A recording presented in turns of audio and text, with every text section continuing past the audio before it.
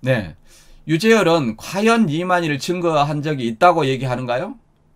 이만희 그런 사람이 왜 나왔는지 모르겠다. 자신도 교주 안 하기를 잘했다고 얘기를 하고 있습니다.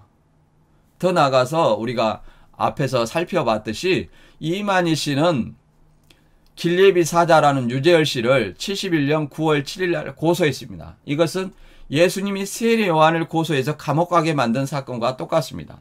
그러나 예수님이 세례 요한을 고소한 적이 있습니까? 세례 요한의 감옥은 헤롯의 불륜을 책망하다가 감옥 간 것입니다. 또 이 길예비 사자라는 유재열 씨는 명예훼손으로 이만희 씨를 고소했습니다. 이것은 어떤 사건과 같냐면 세례 요한이 명예훼손으로 예수님을 고소한 사건과 똑같습니다. 세례 요한이 예수님을 고소했나요? 그래가지고 예수님이 잡혀갔나요? 이만희 씨는 80년 10월 27일 날 감옥 간 사건을 계시록 11장 실상이라고 이렇게 얘기를 합니다. 그러나 예수님이 잡혀간 것은 유다의 배신으로 잡혀가게 된 것입니다. 그러니까 여기서 재림은 초림 때와 같이 길예비 사자, 언약의 사자가 있는 것도 아니고 또 재림은 초림 때와 같이 길예비 사자, 언약의 사자를 비슷하게 유추하려고 해도 맞지가 않습니다. 또 세례 요한을 배도자로 만들려는 이유는 무엇일까요? 선배 교주를 초림 때와 같은 길예비 사자로 만들어서 자신을 구원자로 내세우기 위한 것입니다. 계속 한번 볼까요? 계시록에서 이 7교회가 7사람이라고 이렇게 얘기를 합니다. 제가 말씀드렸습니다. 교회라는 것이 어떤 길예비 사자의 사명이 있는 것도 아니고 교회는 예수 그리스도 모임 공동체입니다.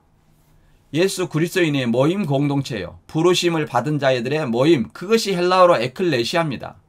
근데 7교회를 7목사라고 해서 이렇게 유재열, 정창래, 김영애, 신종환, 백만봉, 신광일, 김창도 이렇게 7교회라고 이렇게 실상이라고 이렇게 얘기했습니다. 그럼 좋다 이거예요.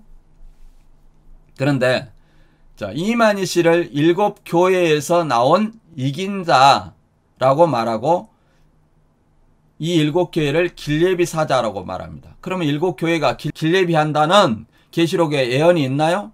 삼손을 보내준다는 말이 있나요? 없습니다. 총회장은 여기서 교회라는 모임 공동체의 형태를 유지할 수 있었던 것은 누구뿐이냐면 이 사대교회 뿐입니다. 사대교회. 그렇죠?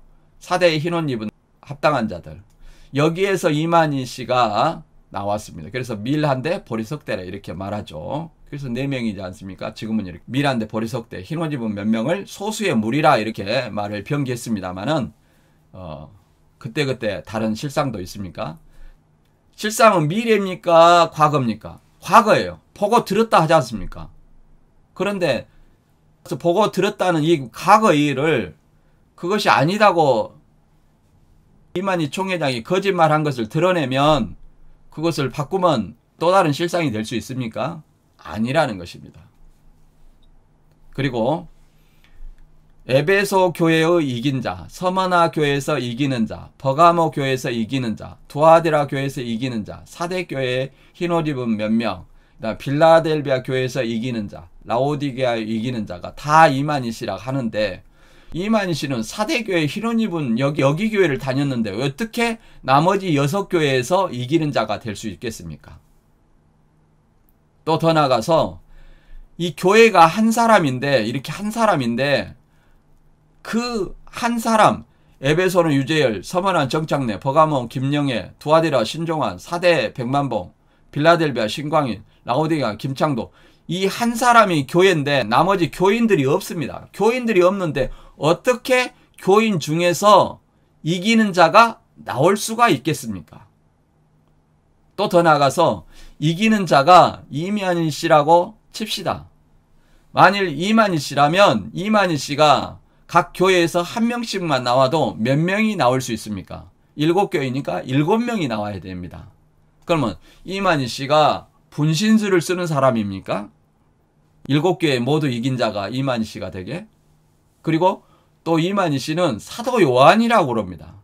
그러면 편지 보낸 자도 발신자도 이만희고 수신자 교회에서 이긴 자도 이만희라면 발신자와 수신자가 동일할 수 있을까요? 한번 생각해 보시기 바랍니다. 다음, 세례 요한을 배도자로 만들기 위한 왜곡에 대해서 한번 보도록 하겠습니다. 우리가 세례 요한을 왜 배도자로 만드는가 그 이유는 알아봤습니다. 선배 교주 유재열을 배도자로 만들기 위해서 세례 요한을 반드시 배도자로 만들어서 재림은 초림 때와 같다, 이런 논리를 만들고자 하는 것입니다.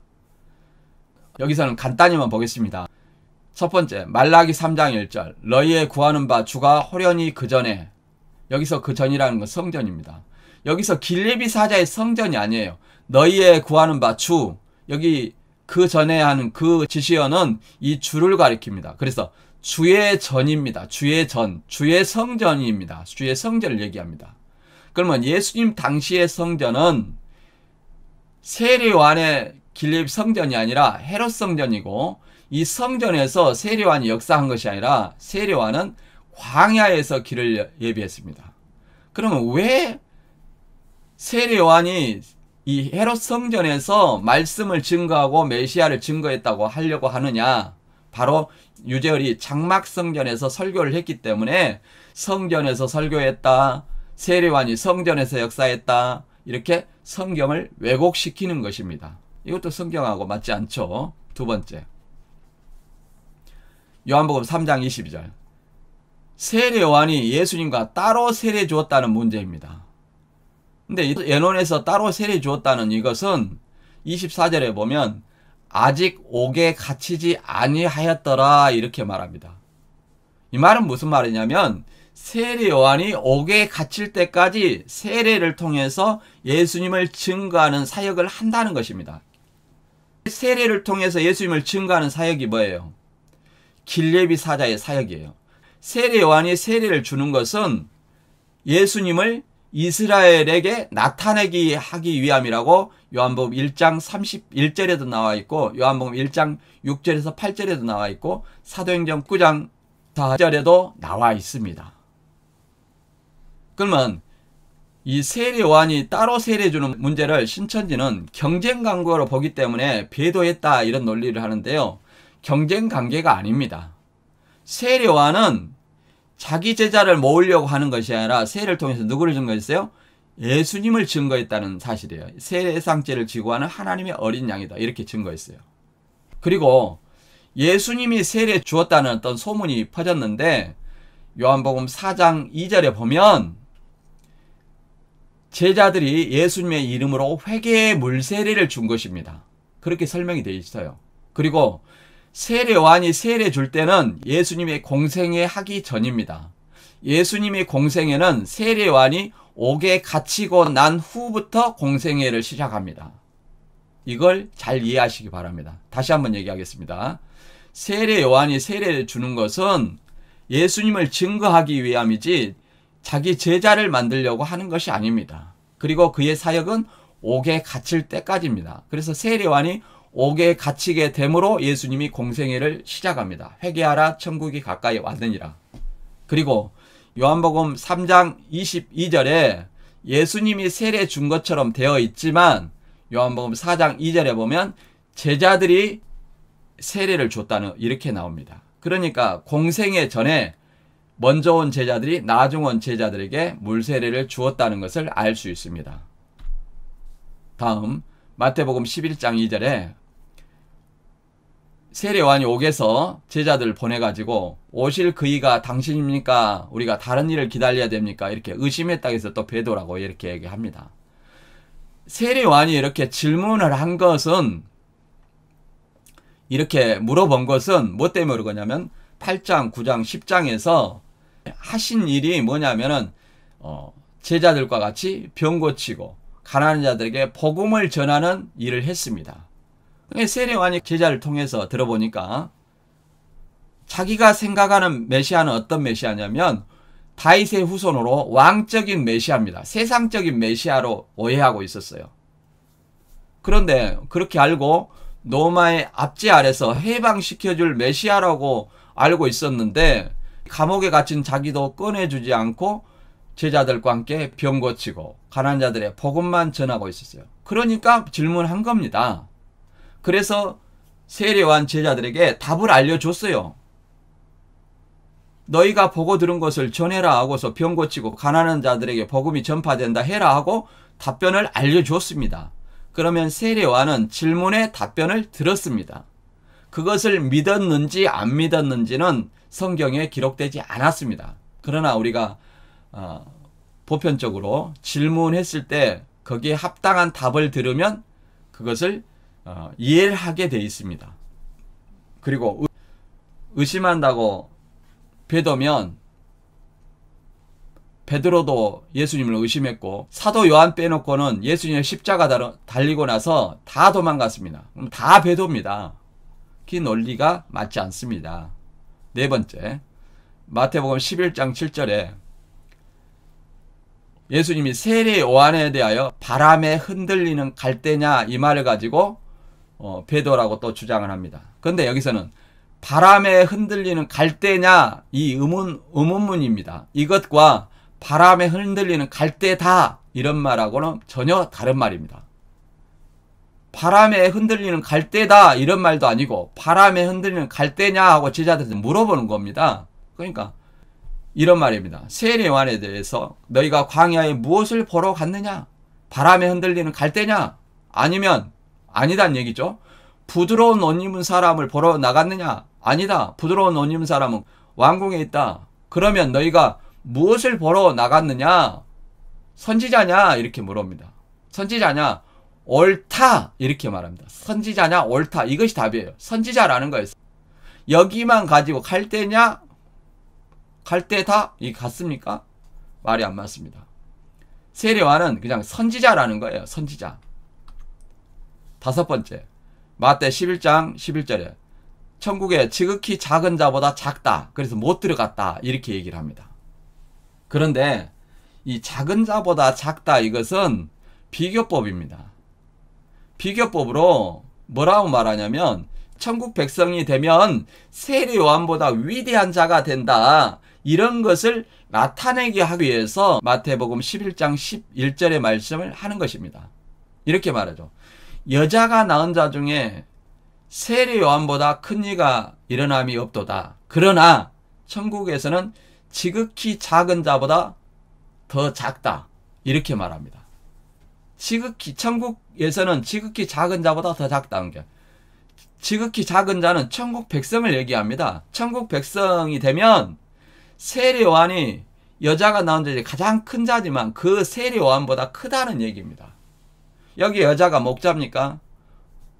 목자가 낳은 자 중에 세례 요한이 가장 큰 자입니까? 그런 뜻이 아니고 아담 외에는 모두가 여자가 낳은 자입니다. 그러니까 아담 이후로 모든 자 중에 세례 요한이 가장 크다는 것입니다. 이 말은 왜 크다가 하냐면 모든 선지자와 의인들이 누구 한 때를 보고자 했냐면 예수님 한 때를 보고자 했어요.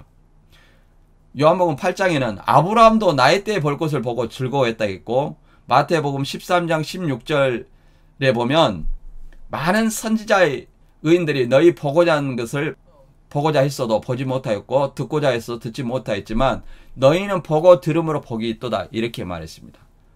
그런데 세례 요한은 솔로몬도 있고 다윗도 있고 모세도 있고 많은 선지자가 있지만 세례 요한은 예수님을 직접 보고 예수님을 직접 길레비 사자로서 증거한 자입니다.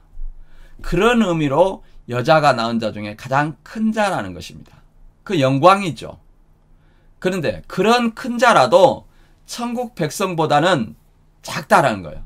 바꿔 말하면 천국 백성이 되면 세례 요한과 같은 위대한 자보다 더 위대하다는 말을 이렇게 비교법으로 설명하고 있는 것입니다. 이게 배도의 의미가 아닙니다. 여섯 번째, 마태 11장 12절에 세례 요한의 때부터 천국은 침노를 당하니 침노하는 자는 빼앗느니라. 여기서 뭐 침노하는 자를 서기관 바리새인이라고 얘기를 합니다. 그러면 마태 11장의 문맥에서 서기관 바리새인을 한번 찾아보세요. 없습니다. 그냥 낱말만 나오면 무조건 천국이 세례요한의 천국은 침노한다 하니까 이게 세례요한의 천국이고 예루살렘 성전입니까?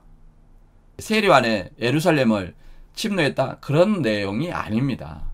그걸 말하는 것이 아니라 세례요한이 증거하는 천국, 곧 예수님을 얘기하는 것입니다.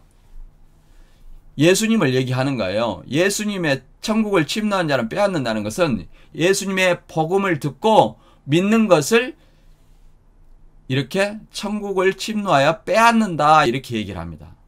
천국을 침노해서 빼앗았으니까 천국을 자기 소유로 만든다는 거잖아요. 천국을 자기 소유로 만든다는 것은 누구 제자가 돼야 돼요? 복음을 믿고 예수님의 제자가 돼야 되는 것이지, 배도 멸망해갖고 서기관 바리새인들이 세례요한의 예루살렘을 침노했다, 그런 내용이 아닙니다. 누가복음 16장 16절에도요. 하나님 나라의 복음이 전파되어 사람마다 그리로 침입하느니라. 그 말. 복음으로 침입한다는 거. 복음으로. 그 말은 무슨 말이에요? 복음을 믿는 것을 얘기합니다. 그 말은 이 시대 상황에 예수님을 믿는 것이 그만큼 어렵기 때문에 열정적이고 적극적인 믿음을 그렇게 침노하는 자로 표현하고 있습니다. 여기 세례요한 때부터 천국은 세례요한의 천국도 아니고 세례요한의 예루살렘 성전을 얘기하는 것이 아닙니다. 다시 한번 말씀드리면 세례요한은 광야에서 사역했습니다.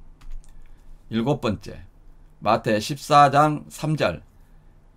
헤롯에게 빌립의 아내 헤로디아 동생의 아내를 취함이 옳지 않다고 책망했다. 이것을 가지고 옛날에는 세례요한이 정치에 간섭했다, 그래서 배도했다. 보니까 신천지가 정치에 간섭을 더 하잖아요.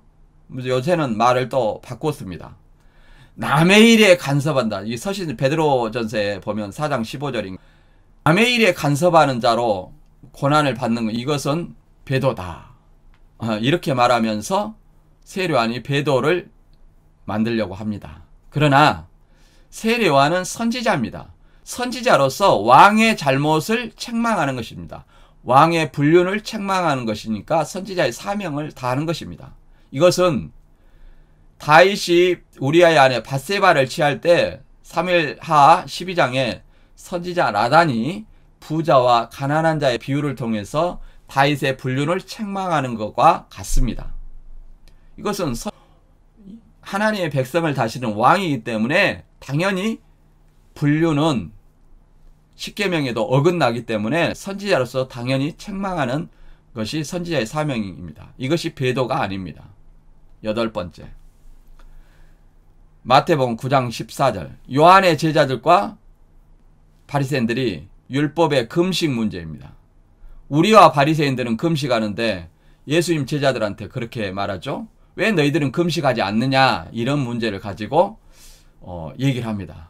요한의 제자들과 바리새인들이 한통속이 됐기 때문에 같이 금식하지 않느냐, 이렇게 말하는데 이것은 좀 성경에 무지한 얘기입니다. 왜 그러냐면 요한의 제자들도 예수님의 복음 앞으로 나오지 않는 사람들은 여전히 세례 요한이 율법의 선지자이기 때문에 율법을 지키고 있어요. 그걸 바리새인은 당연히 율법을 지키고 있죠. 그렇기 때문에 율법에 일주일에 2번씩 금식을 하게 됐습니다. 월요일, 목요일. 그러니까 이 각각 율법을 지켜서 금식을 하는 것이지 세례 요한과 바리새인이 한통속이 돼가지고 예수님을 공격하는 문제가 아니라는 것입니다. 이게 배도의 논리가 아니에요. 이걸 이해하시기 바랍니다. 그러니까 어떻게든 성경을 왜곡시켜서 세례 요한을 배도자로 만들기 위한 것은 선배교주 유재열을 배도자로 만들기 위한 왜곡입니다. 다음, 재림은 초림 때와 같을까요? 과연 재림은 초림 때와 같은가? 이것이 성경적일까요? 한번 보도록 하겠습니다. 계시록 예언에 신천지는 배도한 7교회, 배도한 7사자라 이렇게 말합니다. 배도한 7교회가 7사자라는 말이 아니라 했죠. 여기 뭐가 빠졌어요? 배도한이라고 할지라도 7교회의 7사자가 맞습니다. 7교회의 7사자. 근데 배도한 7사자라고 했는데 서머나 빌라델비아 교회는 배도하지 않았습니다. 그러니까 굳이 얘기하자면 배도한 7교회가 아니라 배도한 5교회 이렇게 얘기해야 됩니다. 배도한 5교회. 왜 그러냐면 계시록 3장 8절에 보면 볼지어다 내가 내 앞에 열린 문을 두었으되 능히 닫을 사람이 없으리라. 내가 내 행위를 아노니 내가 적은 능력을 가지고도 내 말을 지키며 내 이름을 배반치 아니하였도다. 이렇게 말합니다.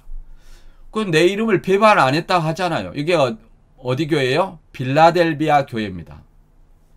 제가 이렇게 이모 강사한테 이렇게 물어본 적이 있습니다.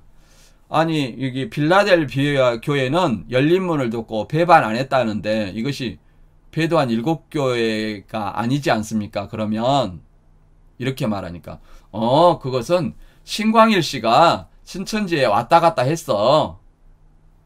이런 논리로 얘기를 합니다.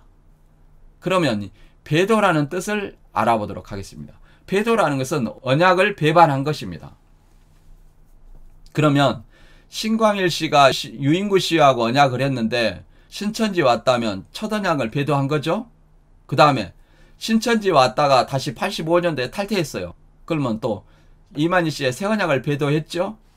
이게 뭡니까? 또 여기는 유재열 씨나 이만희 씨의 이름을 배도한 것이 아니라 예수님의 이름을 배반치 아니했다는 거예요. 예수님의 이름을 믿는 사람은 누굽니까? 유재열 교단도 아니고 신천지 교단도 아니고 이 기독교인을 말하는 겁니다. 그래서 기독교인들이 모이는 모임 공동체를 교회라고 말하는 거예요. 그 당시에 소아시 7교회도 예수님을 믿는 사람들을 얘기를 하는 것입니다. 예수님의 이름을 배반치 아니했도다. 아무튼 이 빌라델비아는 배도하지 않았다고 분명히 설명하고 있기 때문에 서만화교회도 배도했다는 말이었습니다. 회개하라는 말이 없어요. 그래서 배도한 5교회. 이렇게 말하면 또 이렇게 말합니다. 5교회가 배도했어도 7교회라고 말할 수 있다. 이렇게 또 주장을 할 수도 있습니다.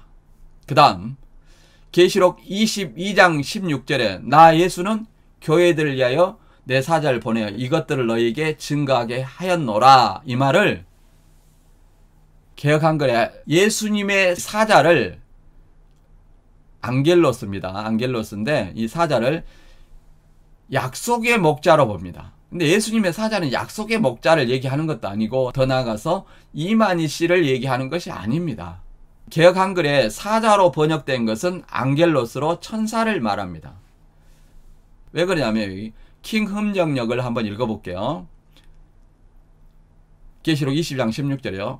나 예수는 내 천사를 보내어 교회들 안에서 이것들을 너희에게 증언하게 하였노라. 나는 다윗의 뿌리요 후손이요 빛나는 새벽벌이라 하시더라. 이렇게 말합니다.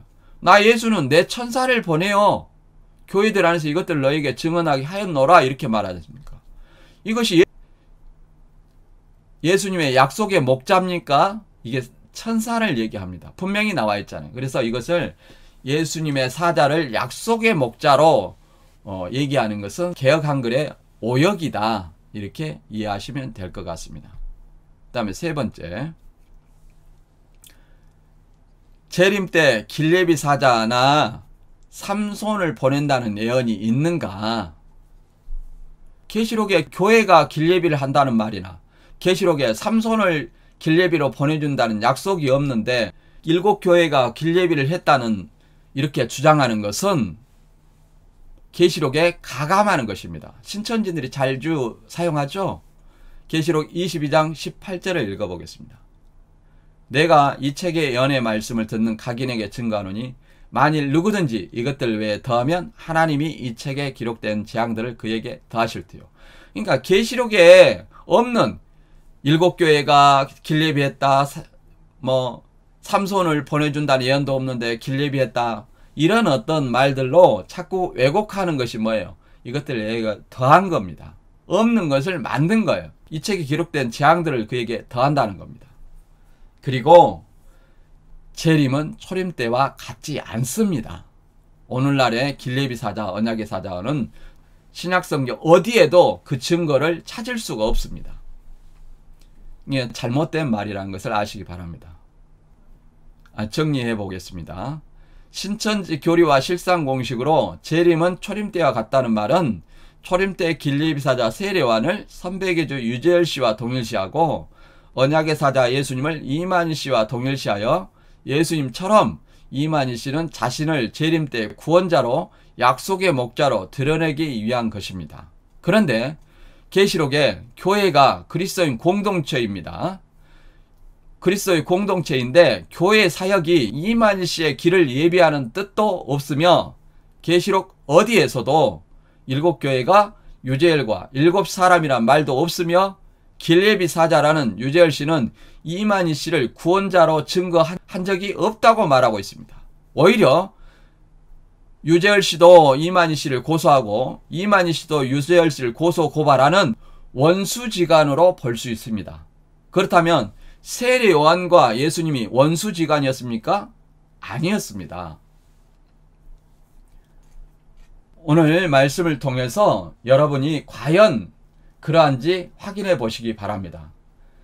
성경 말씀을 통해서 실상을 확인하는 것은 선악과가 아닙니다.